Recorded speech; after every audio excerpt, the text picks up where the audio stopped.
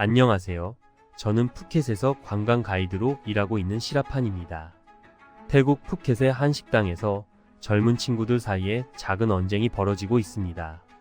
오늘은 그 이야기와 함께 태국에서 벌어지고 있는 흥미로운 일들을 여러분께 들려드리려 합니다. 한국인들이 뭐라고 다들 쩔쩔매는 거야? 한국인 안 오면 좋다고 중국 손님들이 찾아올 텐데 피해보는 일 전혀 없을걸? 괜히 쩔쩔매는 게 아니라고. 그게 그렇게 쉬우면 사람들이 왜 지금 죽상이겠어? 관광의 대명사로 불리는 태국에 지금 중국인들이 밀려들어 여느 때보다도 호황을 누리고 있지만 태국인들은 이를 전혀 달갑게 여기지 않고 있습니다. 태국에서는 지금 어떤 일이 벌어지고 있을까요? 그 궁금한 이야기를 지금부터 들려드리겠습니다. 지금 태국에서는 한국에 대한 여론이 그렇게 좋지는 않지만 저는 한국을 엄청 좋아합니다. 한국은 제 삶에서 희망을 준 나라거든요. 니쿤, 나띠, 민니, 리사 같은 한국에서 성공한 태국 출신 연예인들이 많다는 것도 이유 중 하나입니다. 그 중에서도 리사는 많은 태국의 젊은이들에게 꿈과 용기를 주었고 저도 리사로부터 많은 용기를 얻었습니다. 왜냐하면 태국은 아직도 계급 사회가 뚜렷하게 존재하고 그로 인해 빈부격차가 심하기 때문입니다. 태국은 여전히 왕족이 있는 나라이며 왕족이 태국의 대부분의 부를 점유하고 있습니다. 왕족 바로 아래에는 하이소라는 계급이 있는데 이들은 태국의 재벌이나 엄청난 부유층을 의미합니다. 그 아래로 상류층, 서민, 극빈층으로 나뉩니다. 리사는 태국에서 가장 많은 사람들이 속하는 계급인 로쏘 출신입니다. 사실 태국에서는 로쏘 출신의 서민이나 극빈층이라고 하면 평생을 그렇게만 살아야 한다고 생각했어요. 인터넷에서 조사해 본 결과 이 계급에서 부자가 된 사례는 과거 IT 붐이 불었을 때 미국 기업들이 아시아로 하청을 주며 생긴 일인데 그마저도 이제는 거의 불가능한 일이죠. 리사가 등장하기 전에는 로쏘 출신은 영원한 로쏘로 대대손손 그렇게 살 수밖에 없다고 여겨졌습니다. 그러나 리사는 서민이나 극빈층도 부자가 될 수 있다는 것을 몸소 보여줬고 저는 리사에게서 희망과 용기를 얻었습니다. 사실 리사의 아빠가 스위스 마스터 셰프 출신이라 로쏘 출신이긴 해도 원래 부자였고 가난하게 살아본 적은 없었을 겁니다. 그렇지만 어쨌든 로쏘 출신으로 부자가 됐다고 하니 이 이야기를 통해 우리는 태국 사회의 계급 구조와 그로 인한 갈등을 조금이나마 이해할 수 있었으면 좋겠습니다. 리사의 성공은 많은 사람들에게 새로운 희망을 줬고 저 역시 그녀로부터 용기를 얻었습니다. 이와 같은 사례들이 더 많아져서 태국에서도 더욱 많은 사람들이 자신들의 꿈을 이루길 바랍니다. 이야기를 들어주셔서 감사합니다. 저뿐만 아니라 태국 전체가 리사에 열광할 수밖에 없죠. 그렇다 보니 얼마 전까지만 해도 태국에서 한국과 한국인들에 대해서는 상당히 호의적이었어요. 하지만 얼마 전부터 갑자기 태국 내에서 한국 입국을 거절당했다는 이유로 이상하게도 태국의 뱅코리아라는 챌린지가 시작됐어요. 그러면서 한국에 가지도 말고 한국인을 받지도 말자는 말이 계속 나오고 있습니다. 특히 지금도 SNS에는 한국에서 입국 거절당한 저마다의 사연이 계속 올라오고 있어요. 한 사람은 한국 여행을 하기 위해서 5년 동안이나 열심히 돈을 모았는데 월급에 비해서 너무 많은 돈을 가지고 있다는 이유로 입국을 당했다더라고요. 또 다른 사람은 한국 출입국 관리소로부터 한국에 4번이나 관광을 왔는데 아직도 부족하냐는 질문을 받았다고 하면서 범죄자 취급받는 게 너무 짜증이 난다면서 뱅코리아 챌린지에 참여하게 된 계기를 말해 주었어요. 저도 뱅코리아 챌린지가 시작됐을 초반에 입국 거부당한 태국인들의 사연을 접하고 내가 알고 있는 한국은 그저 환상일 뿐인가 싶은 생각이 들면서 한국에 반감을 가질 뻔했습니다. 하지만 이유를 찾아보니까 한국이 태국인들을 입국 거절하는 것이 비록 정당하지는 않아도 그럴만하다고 생각되더라고요. 한국에 여행을 하기 위해 입국한 태국인들 중에서 여행을 하다 말고 잠적해 그대로 불법 체류자가 돼버린다더라고요. 그런 사람들은 애초에 한국에 일을 하기 위해 입국한 나쁜 사람들이겠죠. 그리고 지금 한국에서 불법 체류 자가 된 태국인의 숫자는 거의 14만 명이라고 해요. 7천만 태국 인구 중에서 고작 14만 명이라고 생각하는 사람들도 있겠지만 14만 명은 생각보다 큰 숫자고, 그렇게 불법 체류자들이 한국에서 무슨 위험한 일을 벌일지 모르니까 그럴 수 있다고 생각합니다.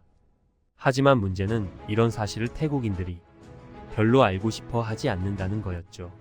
저는 푸켓에서 일을 하고 있는데 얼마 전에 수타타랑 시라판 아피냐라는 저의 어렸을 적부터 친구들이 제가 일하고 있는 푸켓까지 여름 휴가를 왔었거든요. 사실 저는 방콕에서 태어나고 자랐는데 아빠가 푸켓에서 관광 가이드 사업을 벌이셨는데 그게 꽤 잘 되다 보니까 가족들 전체가 푸켓으로 이사를 오게 됐습니다. 제가 푸켓에 머문 건 2018년부터니까 지금까지 7년째네요. 제가 가이드로 열심히 살아가는 것만큼 친구들도 성인이다 보니 저마다 바쁘게 살다 보니까 1년에 많이 봐야 한두 번 정도밖에 못 봤는데 코로나가 끝나고 난 이후로는 푸켓으로 관광객들이 물밀듯이 밀려들기 시작하면서 지난 2년 동안은 친구들을 전혀 못 봤어요.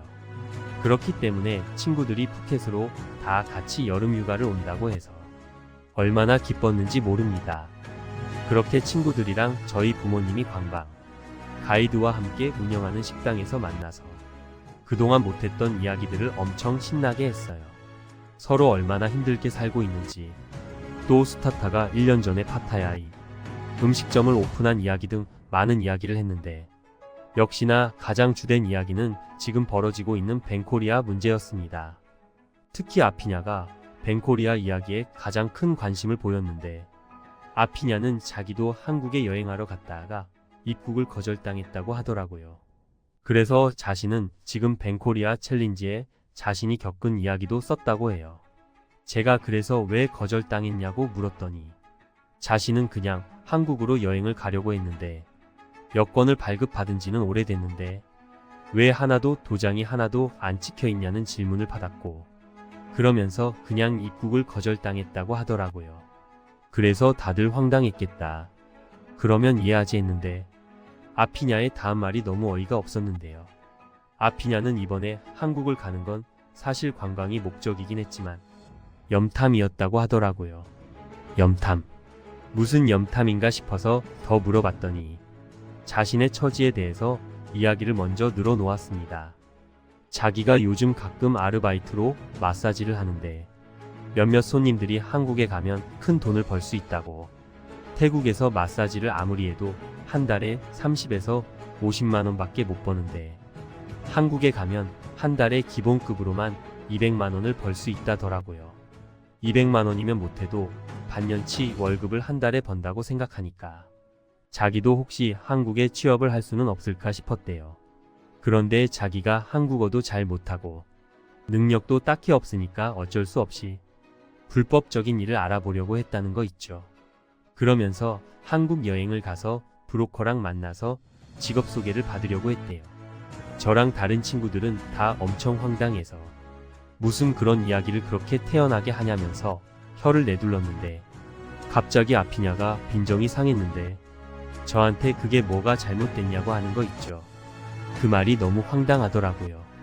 그래서 저는 때문에 지금 푸켓에 한국인들이 안 오려고 한다면서 몇 없는 한국인들이라도 붙잡으려고 했지만 주변 가게들에서 압력이랑 눈치가 보여서 못 그런다고 엄청 서러움에 북받쳐 아피냐에게 말했습니다.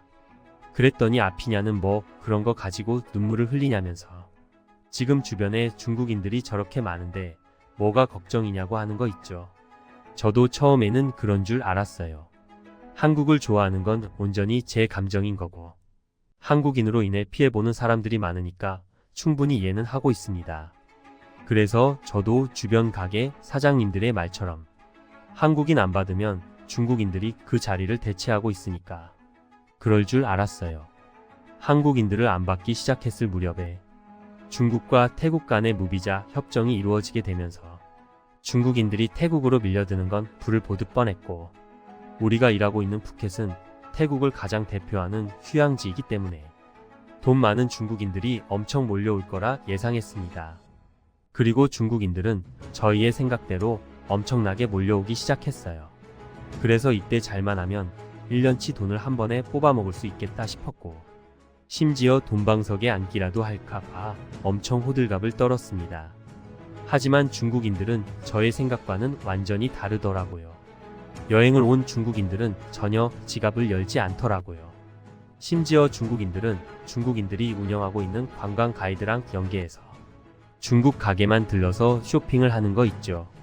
방콕 시내는 좀 다를 줄 알았는데 그것도 전혀 아니었어요. 시라파는 방콕 시내에 있는 쩌페어 야시장에서 가게를 하고 있는데 중국 손님들은 야시장에 와서까지 자신들의 위챗페이나 알리페이 같은 것들을 사용해서 실질적으로 태국 경제에는 전혀 도움이 되지 않는다고 하더라고요. 그런데 더 문제는 시라판을 비롯해 쩌페어 야시장 상인들 대부분은 현금 장사를 하고 있었기 때문에 페이 결제가 안 된다고 하자 중국인들은 물건이나 음식을 안 사 먹어서 오히려 장사를 하면 할수록 재료비가 나가는 바람에 손해를 봤다더라고요. 시라판뿐만 아니라 중국인들로 인해 피해를 보는 건 우리 모두였습니다. 파타야에서 음식점을 운영하고 있는 스타타의 경우에도 중국인들로 인해서 피해를 엄청 입고 있었다고 하더라고요. 스타타의 가게는 기본적인 밑반찬 같은 것들은 무료로 제공되고 손님들이 셀프로 먹을 수 있도록 테이블마다 하나씩 두고 알아서 덜어 먹도록 운영을 한다는데 중국인들이 그런 무료 반찬들을 너무 많이 먹는 바람에 계속해서 밑반찬을 만들어야 해서 다른 손님들을 제대로 응대할 수 없다고 합니다. 더 이상 제공이 어렵다고 하면 되지 않냐고 우리 모두는 말했지만 스타타는 그렇게 하면 중국인들은 자신들은 손님인데 손님을 손님으로 대접하지 않냐고 하면서 한 번은 큰 소란이 있었던 적도 있다더라고요.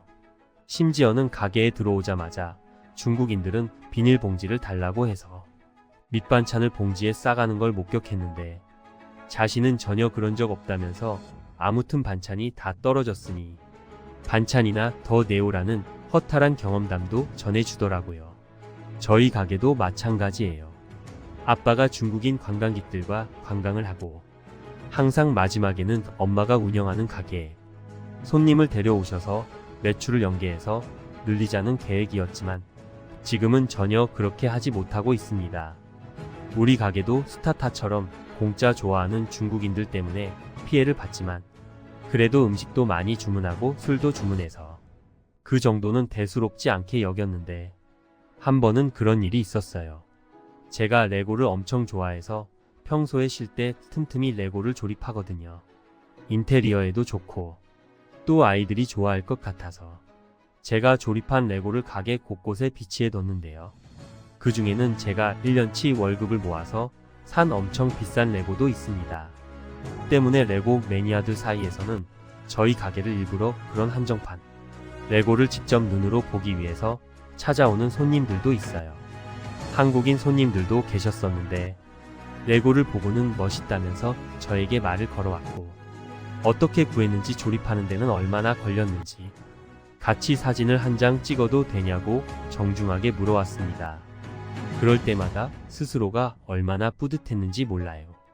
게다가 엄청 많지는 않지만 은근히 레고가 매출에도 영향을 주니까 부모님도 제 한 번씩 레고를 청소해 주시기도 할 정도로 우리 가족 모두가 애지중지하는데요. 그런데 친절한 한국인들이 사라지고 그 자리를 중국인들이 채우면서 문제가 생겨나기 시작했어요. 특히 한 번은 저희 한정판 레고가 감쪽같이 사라지고 없었어요. 지금껏 한 번도 누가 레고를 마음대로 손을 댄 적도 없다 보니 일을 할 때는 일에만 집중하고 레고에는 눈길을 안 주는데 그날은 중국인 단체 손님들이 밀려들었습니다. 그 중에서 한 중국인 손님께서 저의 한정판 레고를 알아봐 주시더라고요. 그래서 사진도 찍어주고 대화도 하고 또 술 한 병을 서비스로 내어주기도 했어요. 그런데 충격적이게도 그 중국인 단체 손님들이 다 빠져나갔는데 제 레고가 감쪽같이 사라진 거 아니겠어요? 분명 아까 같이 사진도 찍어주고 그 자리에 있었는데 갑자가 사라져 얼마나 당황했는지 몰라요. 그래서 엄마한테 혹시 엄마가 치웠냐고 물어봤지만 그런 적 없다면서 아까 중국인 손님들이랑 같이 사진도 찍고 그러지 않았냐고 레고에 발이 달리지 않은 이상 그게 왜 없어지냐고 말씀하셨어요. 저는 어디 떨어졌나 싶어서 구석구석 살펴봤지만 전혀 보이지 않았는데 그때 입구 쪽을 봤는데 레고의 다리 한쪽이 문 앞에 떨어져 있는 겁니다.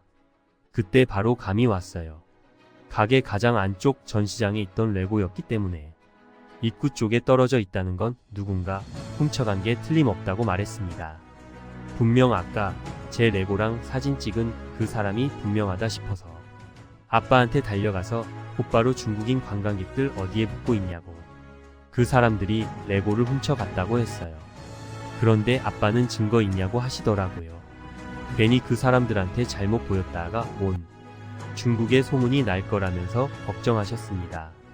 한국인들도 잘 안 오는 마당에 중국인들까지 발길이 끊기면 우리 가족의 밥줄이 끊기고 생계에 심각한 타격을 받으니까 레고를 되찾는 걸 포기하려고 했어요. 망연자실한 표정으로 다시 가게로 돌아갔어요. 엄마랑 바 테이블에 앉아서 식사를 하던 한 한국인 여자 손님이 뭔가 뚫어져라 쳐다보고 있는 거 아니겠어요. 제가 가게에 들어갔더니 엄마는 저를 보고 황급히 손짓하면서 빨리 이리 와서 이것 좀 보라고 하는 거 있죠? 뭔데 그렇게 호들갑이냐고 지금 엄청 우울하다고 건들지 말라고 했더니 엄마는 다시 빨리 와서 이거 보라면서 범인이 이 안에 있을지도 모른다고 하는 거 아니겠어요. 저는 그 말에 황급히 달려갔는데 엄마는 한국인 여자 손님이 찍은 브이로그 영상을 들여다보고 있었어요. 사실 그 한국인 여자 손님은 혼자 태국으로 여행 오셨는데 아직 규모가 크지 않은 브이로그 유튜버였습니다. 그분께서는 푸켓에 있는 맛집 리뷰할 곳을 찾던 중에 저희 가게에 들어와서 자신이 먹는 걸 핸드폰 카메라로 찍고 있었는데 그 카메라에는 어쩌다 보니 중국인 손님들도 잡혔대요. 처음에는 이런 브이로그 촬영이 익숙하지 않은 데다가 가게에 손님이 몰리기 시작하니 촬영을 접을까 싶었지만 그게 유튜버의 숙명이 아닐까 싶어서 계속 찍었다더라고요. 심지어 한정판 레고를 들어보이며 기념 촬영까지 하는 다른 손님들을 보니까 계속 찍어도 되겠다 싶었대요. 거기다 중국인들은 자신의 카메라를 보고 손을 흔들면서 오히려 반기니까 그 반응이 재밌었다고 합니다. 40분 정도 되는 분량의 손님의 영상에는 아니나 다를까? 중국인 손님 중 한 명이 제 레고를 가방에 몰래 담는 게 찍혔더라고요.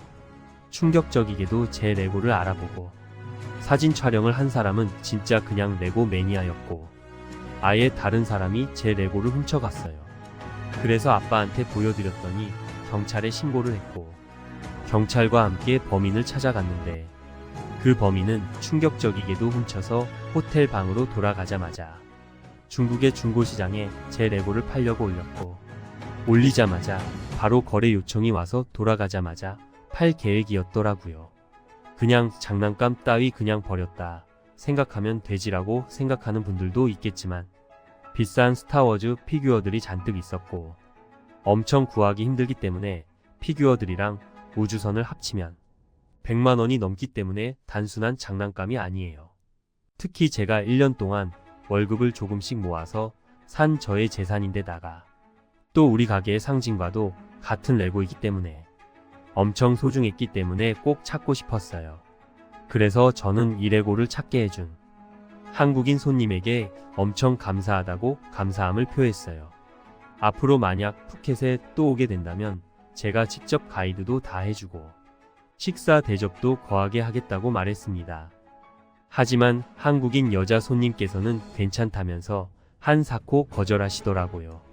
그러면서 누군가에게 뭔가 대가를 바라고 찍은 게 아니라 나 혼자의 여행과 내 일상을 담기 위한 촬영이었다면서 괜찮다면서 계속 거절하셨어요.